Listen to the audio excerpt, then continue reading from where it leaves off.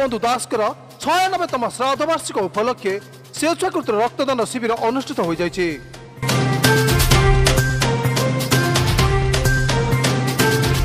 सारा राज्य में पंडित गोपबंधु दास 96तम श्राद्ध वार्षिक उत्सव उपलक्षे आज रक्तदान शिविर आयोजन होइथिबा बेले आज जाजपुर जिला समाज कार्यालय तरफ जाजपुर रोड स्वास्थ्य केन्द्र में रक्तदान शिविर आयोजन करा जाइछि।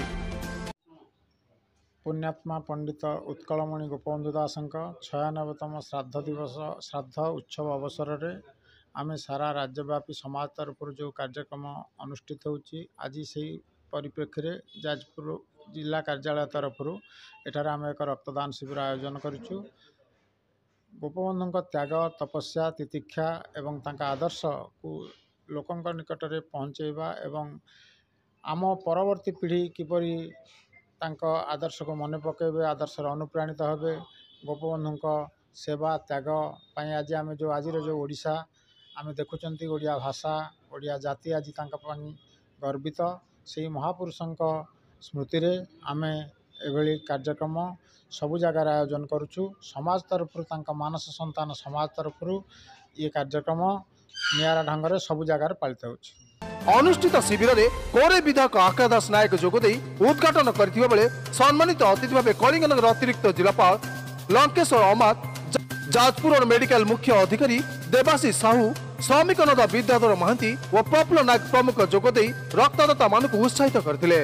मो ना देवाशीष मिश्र मु जाजपुर शाखा परिचालक अच्छी। पुण्यात्मा पंडित उत्कलमणि गोपबंधु दास 96तम श्राद्ध वार्षिक राज्यव्यापी पालन करा परिप्रेक्षी में एथर शीर्षक रखा जाइथिला पितृमातृ सप्ताह पालन। तेणु से उद्देश्य सप्ताहव्यापी सब कार्यक्रम विभिन्न सेवामूलक कार्यक्रम सब अनुष्ठित होची राज्यव्यापी।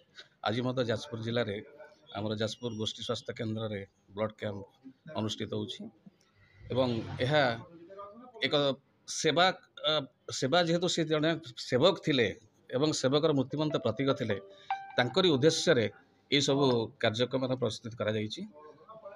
उक्त शिविर में 36 यूनिट रक्त संग्रह होइतिबा बेले यह जाजपुर जिला समेत कार्यालय शाखा परिचालक देवाशीष मिश्र जिला प्रतिनिधि चिंतामणि पाढ़ी कोरे प्रतिनिधि मलय कुमार मल्लिक तत्वावधान में परिचालित होइतिबा बेले क्लब दी यूथ मास सभापति राजेश कुमार राउ प्रकाश कुमार जेना और देवराज प्रमुख समेत आम्बुलांस कर्मचारी और विभिन्न संगठन सदस्य माने पूर्ण सहयोग करथिले।